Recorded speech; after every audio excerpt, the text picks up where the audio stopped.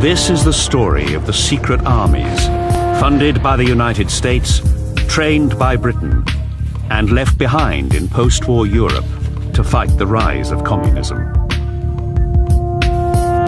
This is also the story of how they turned against their own people.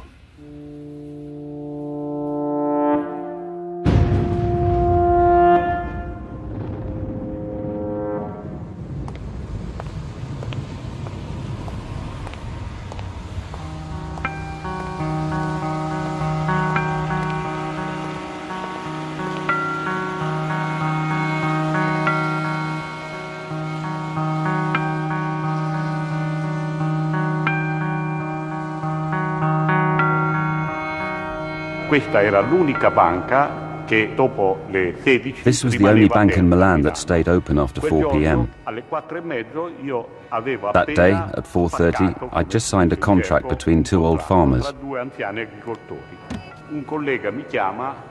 A colleague called me, saying, "Come upstairs, I need you to give me some papers." When I arrived, I realized I had forgotten a receipt. I opened the window and tried to call these two people, but they couldn't hear me.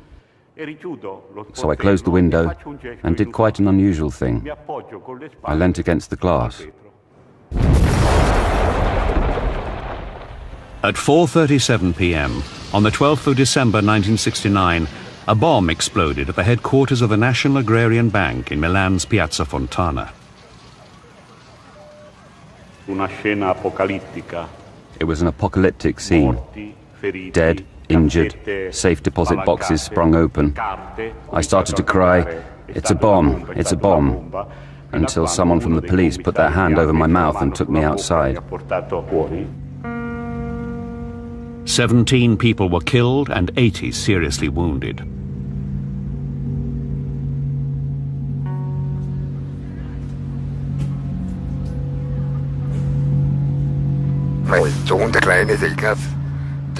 My little son Ignaz came home from his first day at school and asked me, "Dad, can we go to the Oktoberfest?" So I said, "Okay, let's go." They went on the ghost train, and my daughter, who was older than him, cried when she came out. So my son called her a scaredy cat.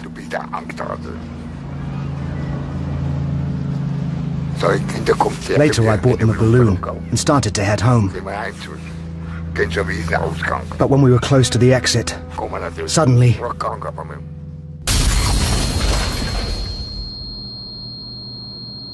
The bomb that exploded at the Munich Oktoberfest on the 26th of September 1980 killed 13 people and injured over 200. When I regained consciousness, I started to look for my children. First I found my little boy. I asked him, "Are you okay?" He answered, "It's nothing, Dad. I just feel cold." So I turned around and went a little further to where my daughter was lying. Her whole body was torn open. She said to me, and I will never forget these words, "Dad, help me, will you?" Then she died. My son had 2 bomb fragments right through his head. So both of my children died. I just can't help wondering, why?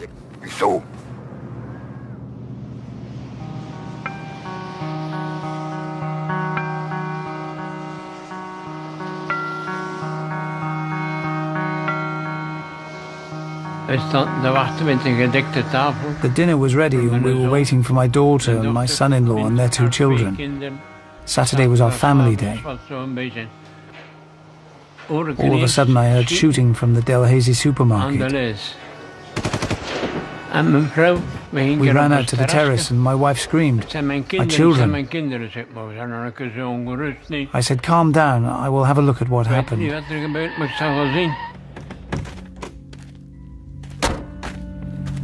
The doors to the supermarket were wide open and a crowd was pushing out.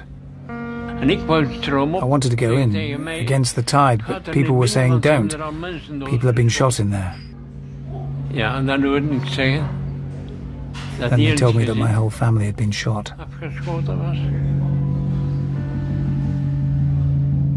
On the 9th of November 1985, a gang of armed men opened fire inside the Delhaize supermarket in Aalst, Belgium. and there were 8 killed and 8 injured. Nobody understood. It was not classical gangsterism. The slaying was just one of a staggering 16 similar attacks carried out between 1982 and 85 that came to be known as the Brabant massacres. In total, 28 people died and 20 were injured. To this day, the killers have never been identified. René de Witt believes that it must be in someone's best interests that they're never found.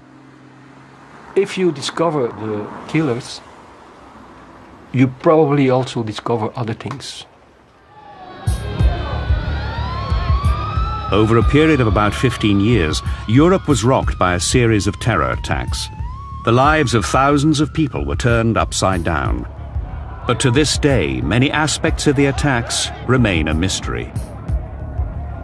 The bomb left in Milan's Piazza Fontana was one of the worst incidents, but 40 years on, no one has been convicted of the crime.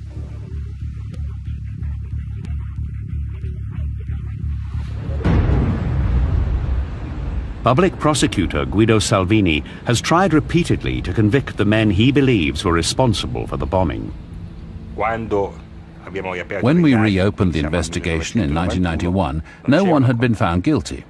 The only guilty verdicts were for General Maletti and Captain Labruna, who tried to derail the investigation. These 2 leading agents in the Italian Secret Service were sentenced to prison in 1979 for hiding and protecting key suspects. The secret services had definitely obstructed the work of the judicial authorities by hiding evidence and burying reports. And when certain people wanted to speak, it was decided that the best thing to do was plug the source, gag them, and say, "We don't want to hear what you have to say." Investigators in other countries also found their inquiries sabotaged. The Munich blast was caused by a sophisticated pipe bomb. Just weeks after the attack, the police concluded that a lone extremist, Gundolf Köhler, had been responsible. Köhler had died in the attack. But numerous witnesses claimed they had seen Köhler in the company of 2 other people just before the explosion. Despite these sightings and Köhler's membership of a far-right paramilitary group, the police found no further suspects and closed the investigation. Ignaz Platzer and his lawyer Werner Dietrich believe they could be dealing with a cover-up. They want the inquiry to be reopened. Many of the witnesses who were interviewed by the Criminal Investigation Department said, "We were made to feel as if we were the criminals. We were interviewed so harshly that we had the impression that the investigators had their own theory and that our evidence, which challenged this, was not welcome and was therefore painted as irrelevant or unreliable." There was something fishy about this story. The police just stopped investigating. I want justice. I want the real killers. For many years, the various European terror attacks were viewed as unconnected events, the work of local terrorists.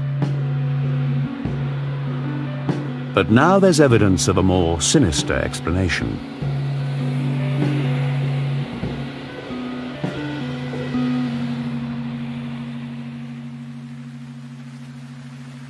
A car bomb in Italy, not long after the Piazza Fontana incident, helps shed some light on the other terror attacks in Europe.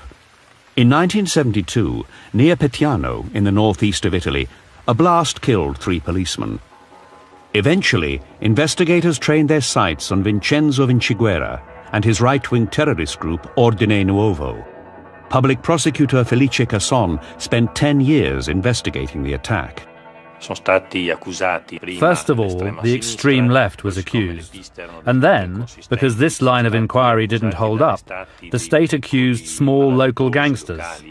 At a certain point, it became clear that the Carabinieri, the secret services, the police, and even the magistrate's office in Gorizia had all played a major role in trying to derail the investigation. Investigators discovered that members of the Carabinieri and the Gorizia magistrate's office had doctored and suppressed crucial evidence in a bid to implicate left-wing extremists. It was the entire apparatus of state that covered up the movements of these neo-fascists who carried out this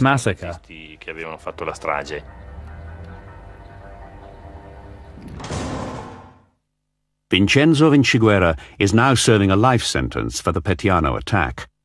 But testifying in court in the mid-1980s, he claimed that he and his right-wing group were protected and supported by a wider, shadowy organization that was connected at the highest levels to the military secret service. At the time, Vinciguerra's claims were dismissed, but Casson, who had brought him to trial, kept on digging. In 1990, Casson gained access to the archives of the Italian Military Intelligence Service and unearthed documents revealing a top-secret organization.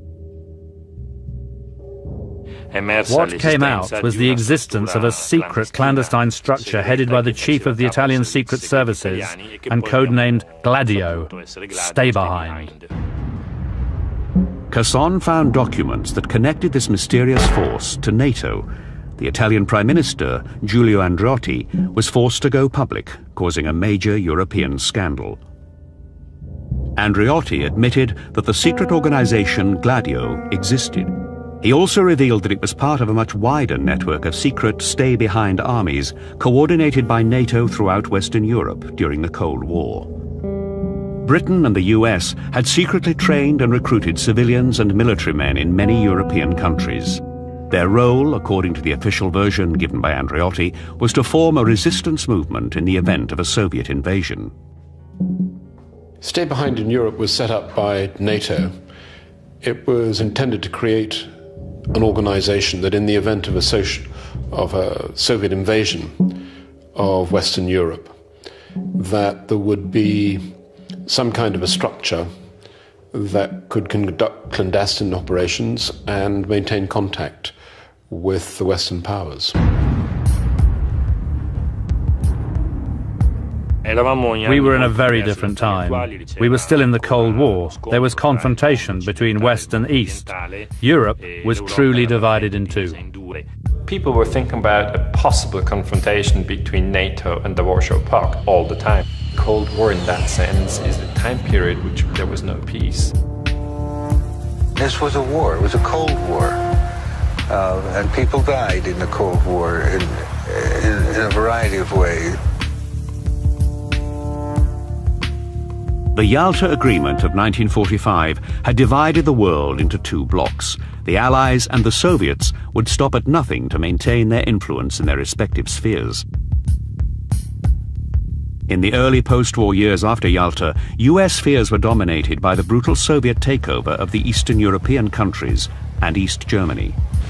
Russia's gigantic military machine stood almost intact, by far the biggest still left in the world. The Allies' greatest concern was that the Soviets would march into the rest of Germany and even cross the Rhine. Historian Daniel Ganser is the first to have examined the stay-behind networks in Europe. NATO planners knew that the Soviet Union had a lot of manpower on European soil, so the Soviet Union could move very quickly to the Atlantic. And if you have such a situation, you must gain access to the territory again, and that was difficult. So they said, why don't we do it before? Okay, we set up arms caches, we put guns and munition and gold and whatever you need into these arms caches, and we have people already trained who know each other.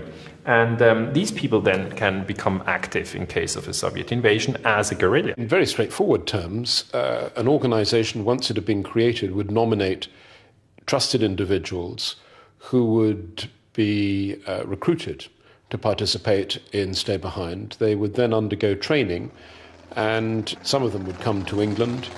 They would go to Fort Monkton, which is the SIS training facility just outside Gosport, and there they would be taught tradecraft, clandestine communications, exfiltration, infiltration techniques, and then once they had completed the course, they would return to their normal activities. Most likely they would be reservists. The concept of stay behind was born out of the Second World War experience of the Special Operations Executive, a branch of the British Secret Service, MI6. Special Operations Executive, its main role was sabotage in Europe, working with networks in France, Belgium. They were there to disrupt German lines of supply, blow up trains, etc. Shortly after war ends, these same networks are then turned around against the Russians. The Americans came in the late 1940s with lots of money. They had the resources, they had the equipment, they could outdo MI6 in all areas. We're going to send the men who can train them to fight that kind of war. And we have these men, experts in this kind of guerrilla warfare? You bet we have. After the Second World War, Britain and the US established a secret network of stay-behind armies in over 15 European countries, including neutral Switzerland and Austria. They were managed by the local secret services in close cooperation with the CIA and MI6. In each country, the network had its own name: Gladio in Italy, SDRA-8 in Belgium, Oberallagenten in Germany. Gladio foot soldiers were recruited from a variety of sources. It's not possible to stereotype the people that are involved in Gladio because they vary from country to country. The type of people also varies, depends on the terrain, maybe gamekeepers who are working in the mountains or the forests, skiers. Other places is clearly more urban-based. And most of them were convinced that communism was a threat. So these are people on the right, sometimes on the extreme right. But we also had people, conservatives, Catholics, who just wanted to defend their country. Men like Franco Bartolomeoli, a technician and keen parachutist from Bolzano in the far north of Italy. In the early 60s, aged 19, I joined up for a parachuting course in the spirit of adventure. The president of the association approached me one day and said, "If our country was invaded by a foreign power, would you be prepared to do something?" And I immediately responded, "Yes." "Fine, you're accepted." I asked, "Accepted by who?"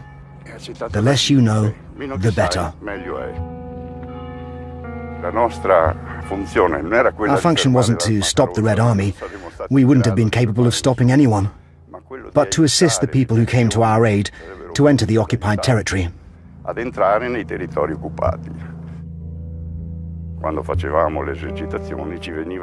When we trained, we were told that on a specific day at a specific hour, a plane would arrive and it would drop 1 or 2 teams of soldiers, English or Americans, special forces, who would have to take action.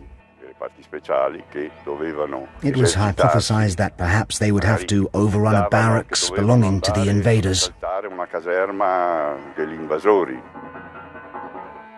All kinds of people were recruited to the paramilitary groups in a tradition established by the Allies in the years immediately after the Second World War. They took seriously the old adage that the enemy of my enemy is my friend, even enlisting prominent Nazis to the anti-Soviet cause. One of them, the SS spy master Reinhard Gehlen, would become the founder of the first post-war German Secret Service, which would later oversee the country's stay-behind network. In the early years of the Cold War, no one did more than Gehlen to feed US fears of a growing Soviet menace. President Truman poured millions into a variety of covert operations and intelligence programs to counter the communist threat. America's National Security Act of 1947 provided the legal foundation for covert action and what was termed unorthodox warfare. The strategy was carefully outlined in the National Security Council Directive 10/2. It would greatly influence the way the American Secret Services operated. NSC 10/2 says that all means must be used, including setting up secret armies, including manipulating the population with fear or propaganda, and that a lot of money must be poured into this. The 1948 communist coup in Czechoslovakia, the Berlin blockade, and the outbreak of war in Korea did much to nurture American fears of a Soviet invasion in Europe. Suspicion spiraled on either side of the Iron Curtain. And behind the official face of NATO, the drive to organize and establish the secret stay-behind networks in Western Europe intensified.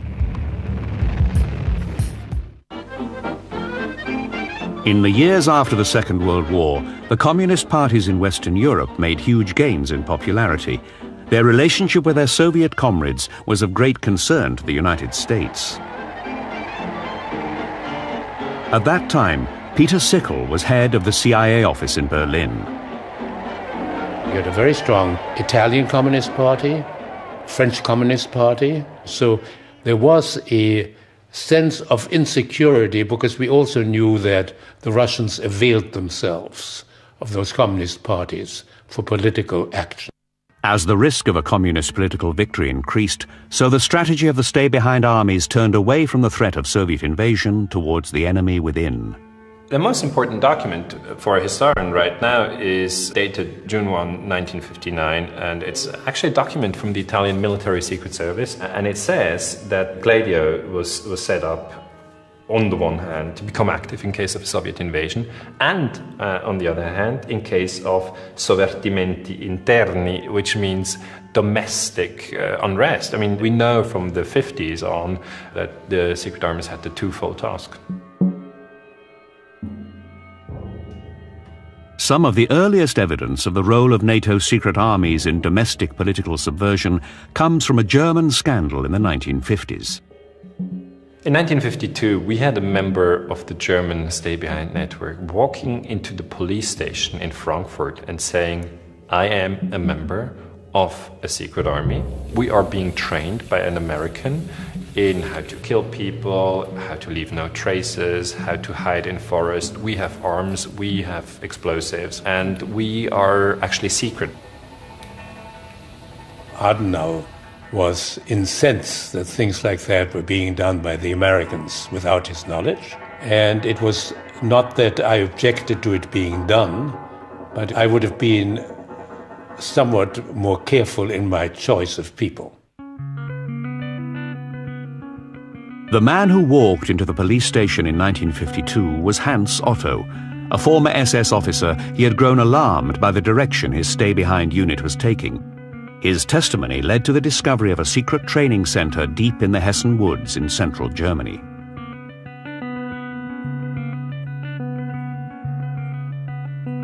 But what came as the biggest shock to investigators was that the paramilitaries seemed to have been handed a sinister political mission.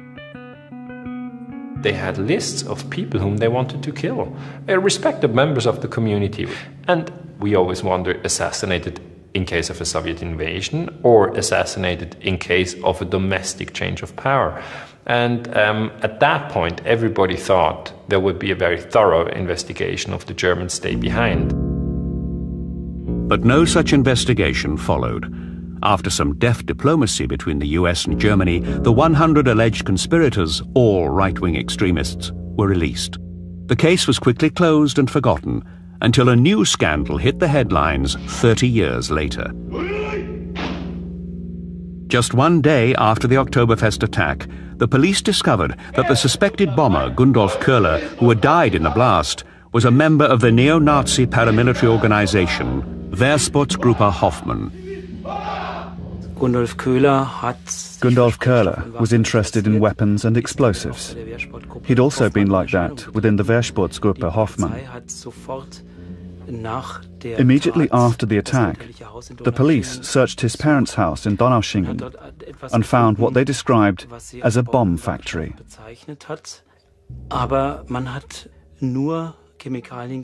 But they only found chemicals suitable for homemade explosives. Yet it was discovered that high-grade military explosives had been used in the Munich attack. One has to ask oneself how he got hold of this kind of explosive. In the days that followed the bombing, the police interrogated some of his comrades. These people, during interrogation, said, "We had our weapons and the explosives from another right-wing extremist, and his name is Heinz Lemke." And the funny thing is, this was never investigated.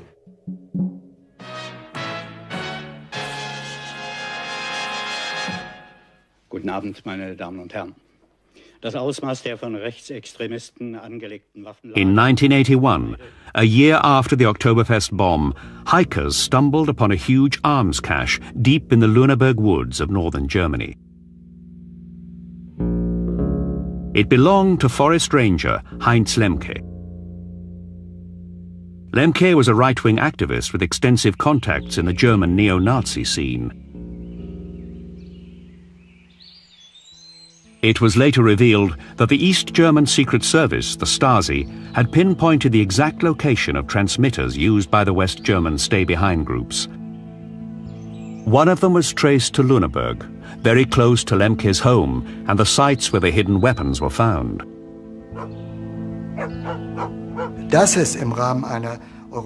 Weapons caches such as these were in the remit of a European strategy. That much is proven. But if you were then to investigate how much Lemke had to do with all this, to what extent he had weapons and explosives at his disposal, and to what extent these were similar or identical to the explosives used in the Oktoberfest attack, such an investigation would yield results. After his arrest, Lemke told investigators about the existence of a further 30 arms caches.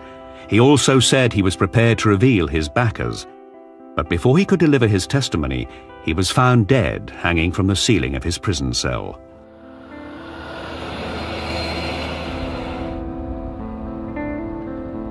His death provides a chilling link to the Brabant killings in Belgium. Evidence there also points to a link with a paramilitary organization. Police Commissioner Eddie Voss has been investigating the Brabant killings for many years. We found out that there was a specific modus operandi, and that each person in the gang had his role. There was one guy that started shooting right away, and the way he fired and the way he positioned himself made me think of someone who has been trained in how to handle a gun. In 1990, a Belgian parliamentary report concluded that the killers must have been members or former members of the security forces, right-wing extremists who enjoyed a high level of protection. The Brabant killers were from a certain elite, and they were guaranteed impunity.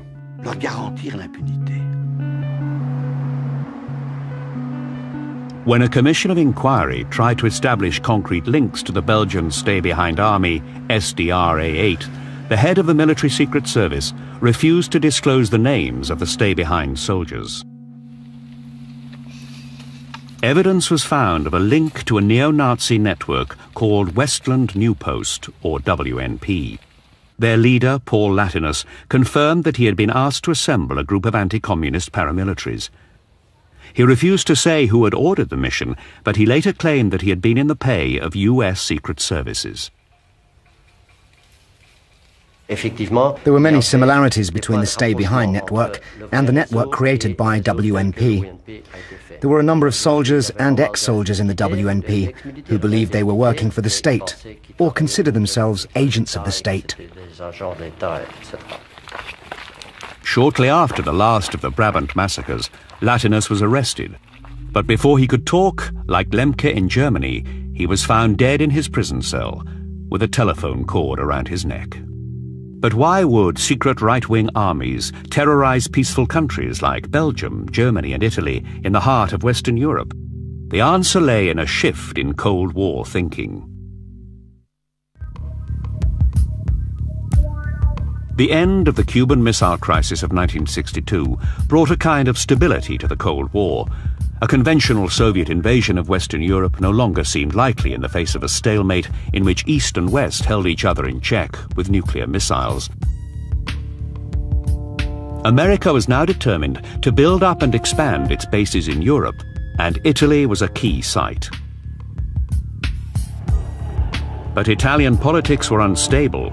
The left was still gaining ground and had the potential to upset Washington's plans.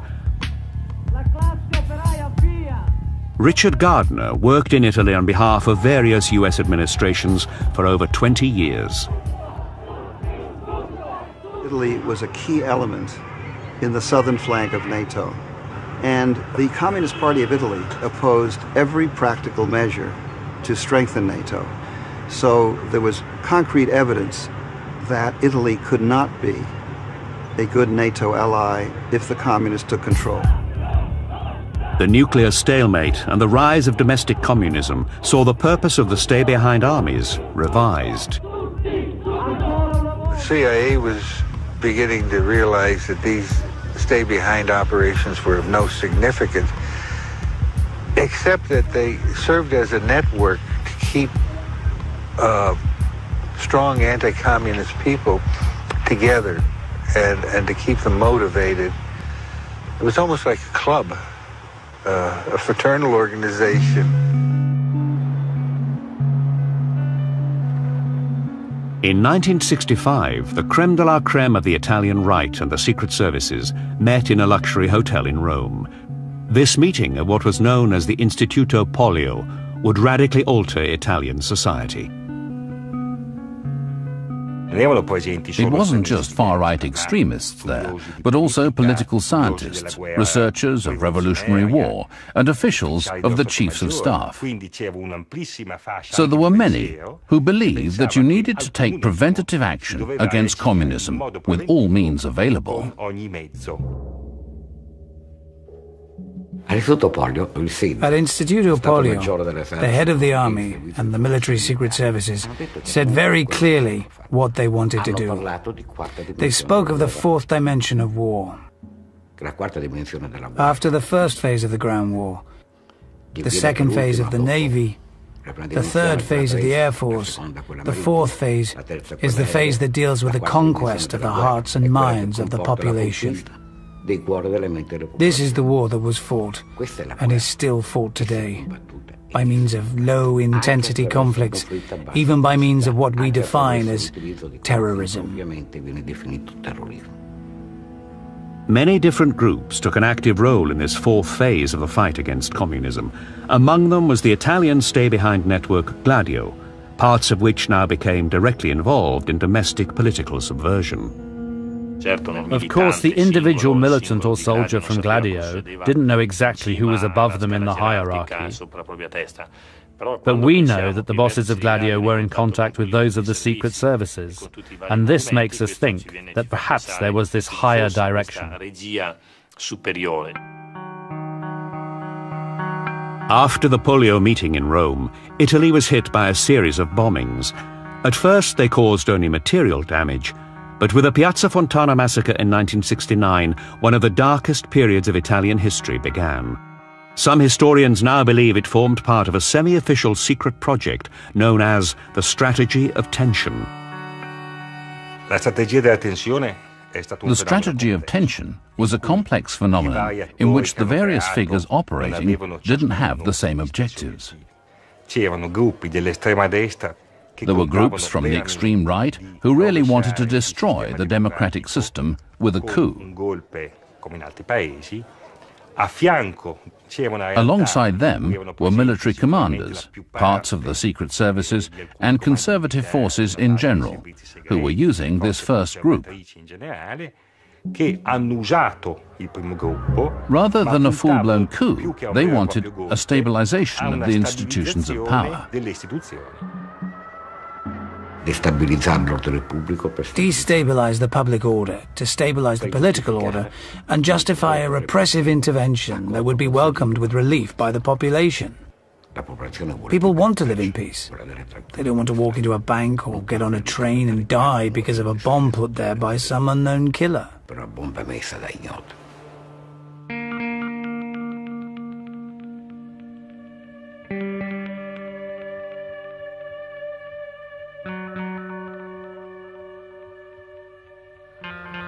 In Belgium, Police Commissioner Eddie Vos has come to a similar conclusion. He suspects the Brabant attacks were designed to create widespread fear.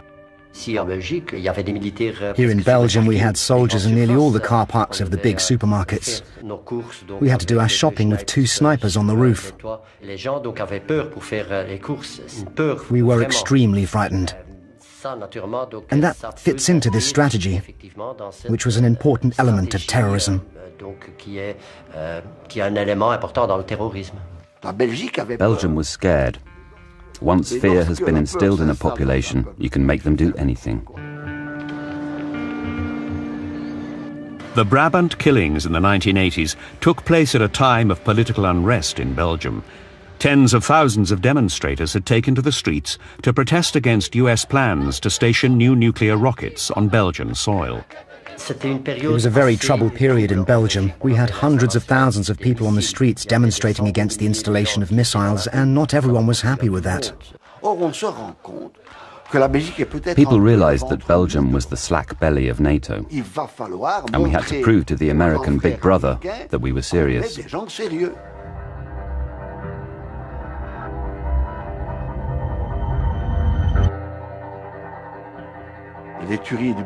Brabant killings finished because their mission was accomplished. The emotional shock was enough to enable the Belgian state to shake off its lethargy and strengthen itself. That's it. In Germany, the Oktoberfest bomb also exploded at a crucial moment.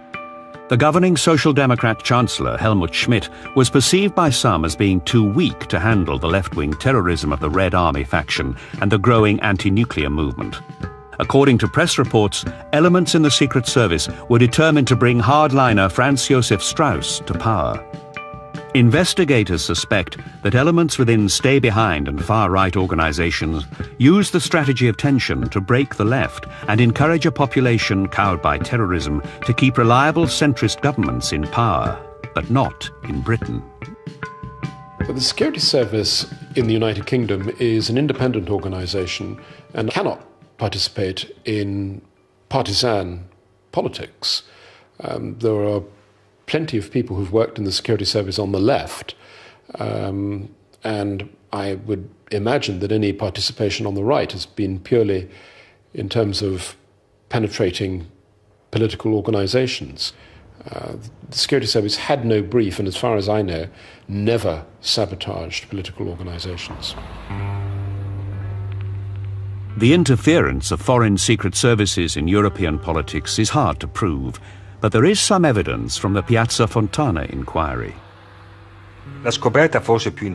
Perhaps the most interesting discovery we made during the investigation was the relationship between the cells of Ordine Nuovo, the extreme right-wing group from Veneto, and the American bases situated in that region.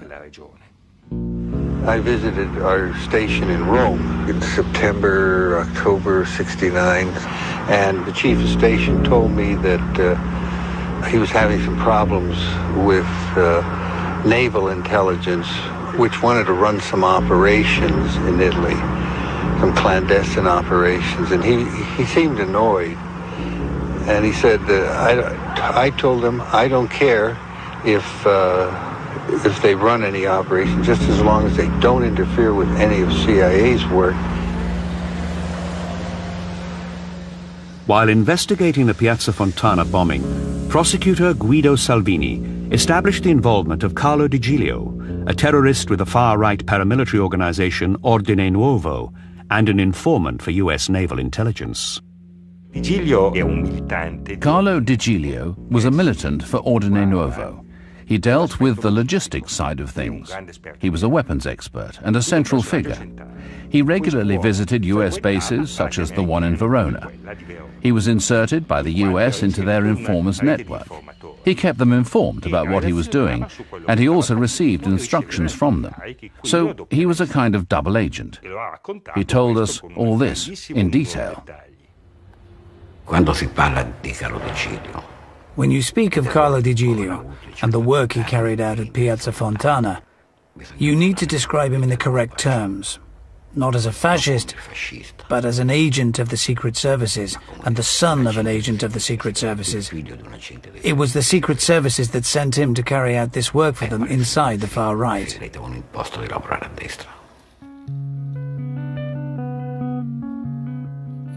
Di Giglio reconstructed for us all the stages that led up to the Piazza Fontana. He told us about a cottage where he prepared the bombs, and he told us bits about Piazza Fontana.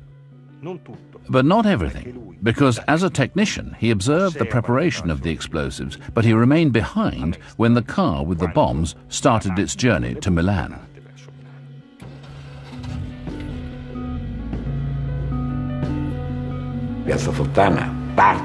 Piazza Fontana was conceived to enable the President of the Republic and the serving government to declare a state of emergency. It was an institutional coup d'etat. In 1969, the mechanism seemed perfect.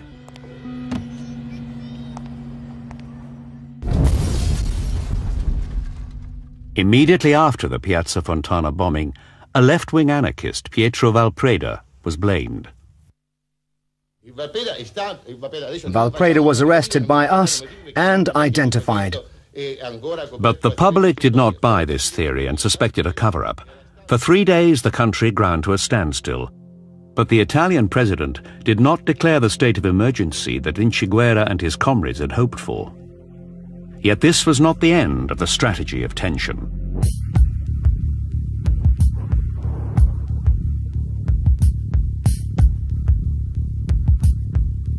Over the following decade, the Italian people were tormented by a series of terrorist attacks. The violence reached a climax in August 1980 with a bomb at Bologna station that killed 85 and left over 200 injured.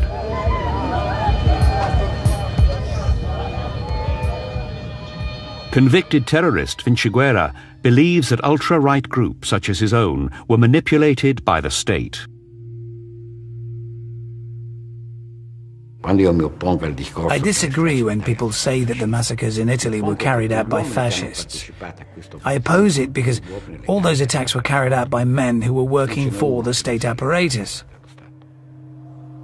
They were all connected to that apparatus and were always protected and hidden by it. Despite more than 20 trials, almost all those accused of involvement in the terror attacks have escaped jail. Men like Gianni Maletti, a leading agent in the Italian Secret Services, who was convicted of protecting Ordine Nuovo terrorists but fled to South Africa before serving his sentence. Or Delfo Zorzi, who is believed to have planted the Piazza Fontana bomb and who now lives in Japan. I was convinced for years that you can make mistakes in good faith. In the end, I've made mistakes myself belonging to this organization. But at a certain point, you have to tell the truth. In Italy, many of the terror attacks are still unsolved. For the Piazza Fontana murders, we still haven't found anyone guilty from a judicial point of view, even if the truth is in the thousands of documents collected by the Commission of Inquiry into the attacks.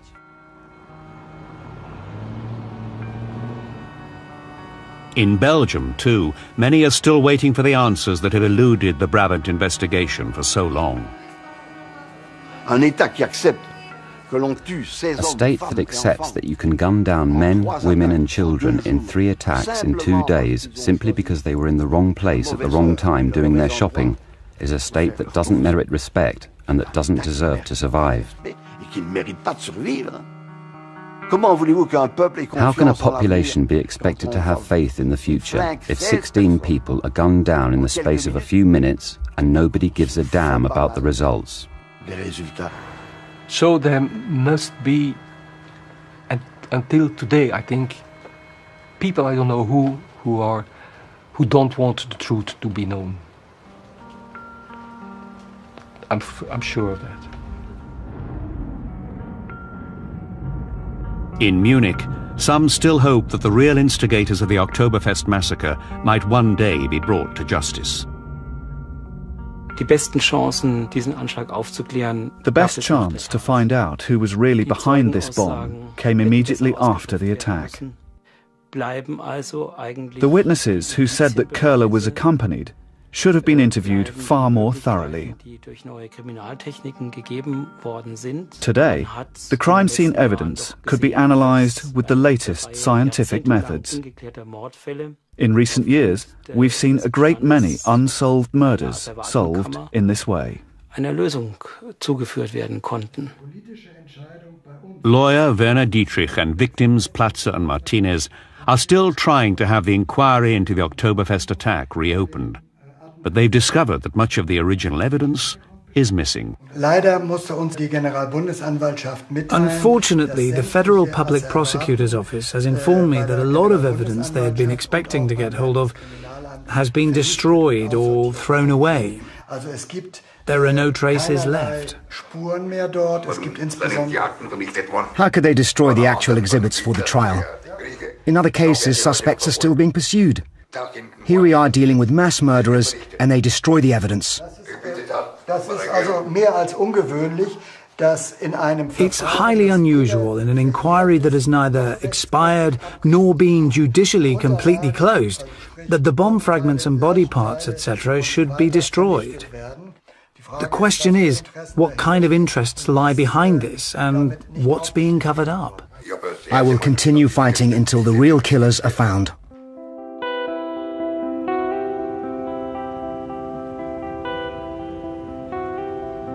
NATO's Secret Army is an unfinished story. In November 1990, the European Parliament condemned Gladio and Stay Behind, requesting full investigations, which have yet to be done, and the complete dismantlement of these paramilitary structures. But 20 years on, there's no real proof that these secret armies have been disbanded. Those people who are so enthusiastic about covert operations should remember, first of all, they don't remain secret for very long. And they should ask themselves, if this operation becomes public, what will be the reaction, not only in America, but in the country concerned? What will it do to America's moral authority? The legacy of stay-behinds is that the tactics that created the stay-behinds in the first place are still in place and continue to be used today. They are standard operating procedure.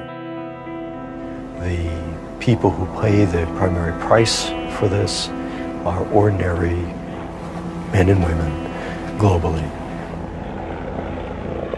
The post-war fear of communism had created a secret army with deadly consequences.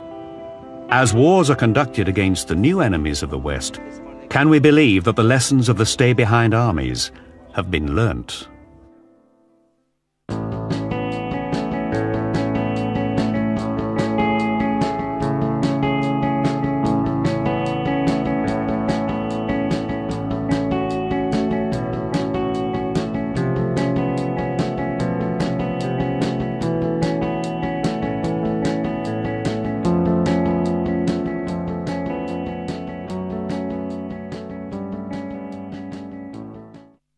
Just weeks after the attack, the police concluded that a lone extremist, Gundolf Köhler, had been responsible. Köhler had died in the attack. But numerous witnesses claimed they had seen Köhler in the company of two other people just before the explosion. Despite these sightings and Köhler's membership of a far-right paramilitary group, the police found no further suspects and closed the investigation. Ignaz Platzer and his lawyer Werner Dietrich believe they could be dealing with a cover-up. They want the inquiry to be reopened. Many of the witnesses who were interviewed by the Criminal Investigation Department said, "We were made to feel as if we were the criminals. We were interviewed so harshly that we had the impression that the investigators had their own theory and that our evidence, which challenged this, was not welcome and was therefore painted as irrelevant or unreliable." There was something fishy about this story. The police just stopped investigating. I want justice. I want the real killers. For many years, the various European terror attacks were viewed as unconnected events, the work of local terrorists. But now there's evidence of a more sinister explanation.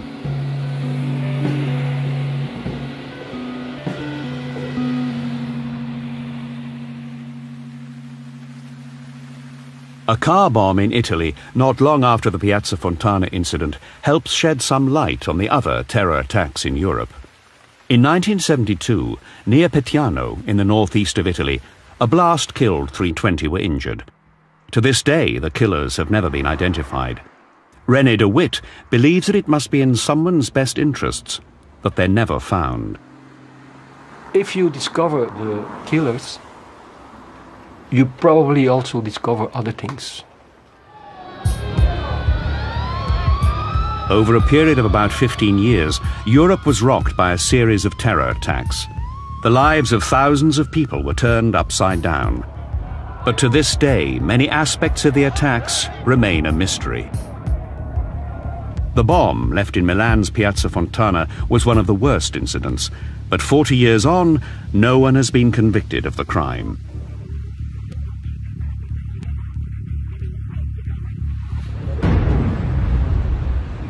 Public prosecutor Guido Salvini has tried repeatedly to convict the men he believes were responsible for the bombing. When we reopened the investigation in 1991, no one had been found guilty. The only guilty verdicts were for General Maletti and Captain Labruna, who tried to derail the investigation. These two leading agents in the Italian Secret Service were sentenced to prison in 1979 for hiding and protecting key suspects. The secret services had definitely obstructed the work of the judicial authorities by hiding evidence and burying reports. And when certain people wanted to speak, it was decided that the best thing to do was plug the source, gag them, and say, "We don't want to hear what you have to say."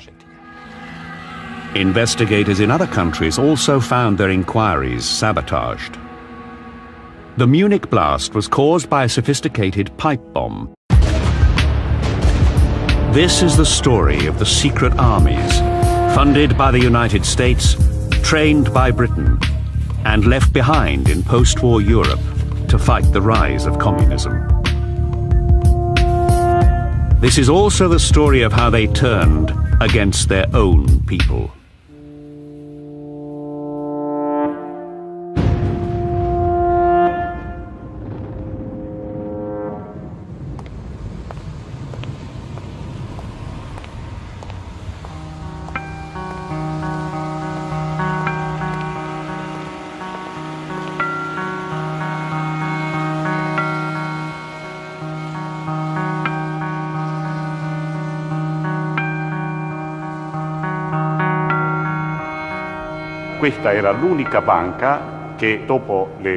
This was the only bank in Milan that stayed open after 4 p.m. That day, at 4:30, I'd just signed a contract between two old farmers. A colleague called me, saying, "Come upstairs, I need you to give me some papers." When I arrived, I realized I had forgotten a receipt. I opened the window and tried to call these two people, but they couldn't hear me. So I closed the window and did quite an unusual thing. I leant against the glass. At 4:37 p.m. on the 12th of December 1969, a bomb exploded at the headquarters of the National Agrarian Bank in Milan's Piazza Fontana. It was an apocalypse. So both of my children died. I just can't help wondering, why?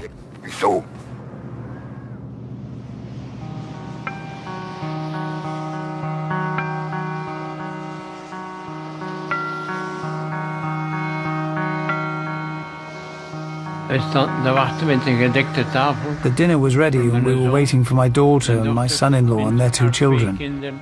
Saturday was our family day. All of a sudden I heard shooting from the Delhaize supermarket. We ran out to the terrace and my wife screamed, "My children." I said, "Calm down, I will have a look at what happened."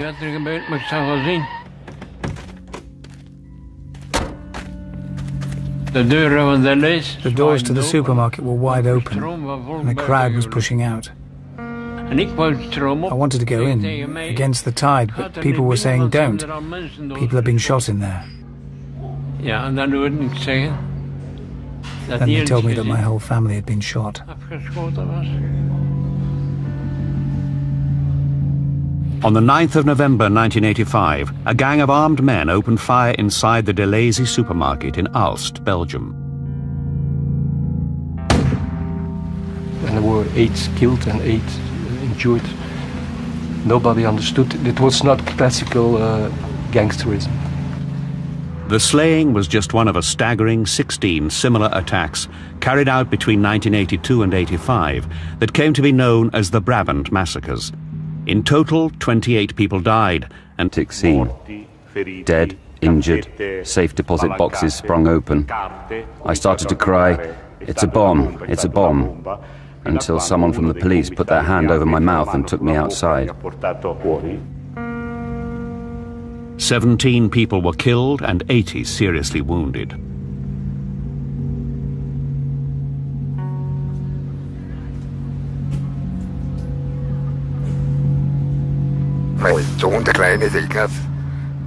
My little son Ignaz came home from his first day at school and asked me, "Dad, can we go to the Oktoberfest?" So I said, "Okay, let's go." They went on the ghost train, and my daughter, who was older than him, cried when she came out. So my son called her a scaredy cat.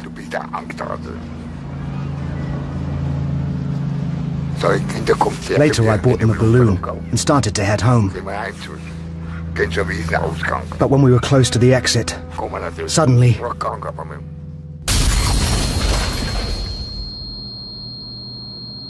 The bomb that exploded at the Munich Oktoberfest on the 26th of September 1980 killed 13 people and injured over 200. When I regained consciousness, I started to look for my children. First I found my little boy. I asked him, "Are you okay?" He answered, "It's nothing, Dad. I just feel cold." So I turned around and went a little further to where my daughter was lying. Her whole body was torn open. She said to me, and I will never forget these words, "Dad, help me, will you?" Then she died. My son had 2 bomb fragments right through his head.